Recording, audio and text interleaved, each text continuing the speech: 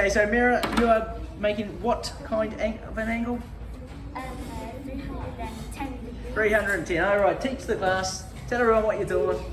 I'm putting the protractor on the...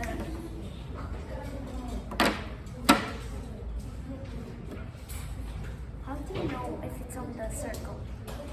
Tell you what, why don't you make your own line and your own circle? Or do you want to use that one? Okay, so this one.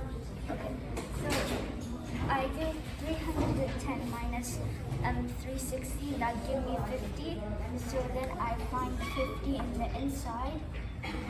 So here's 50. I just line them together.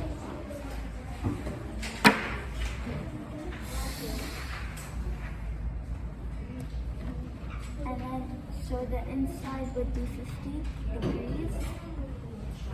And then the outside would be 310.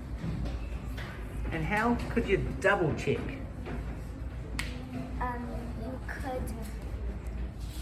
You could do 50 plus 310 is 360. Okay, do we agree with what Meera's got there? Do you agree? Yes, sir. Yep, very well explained. Good girl.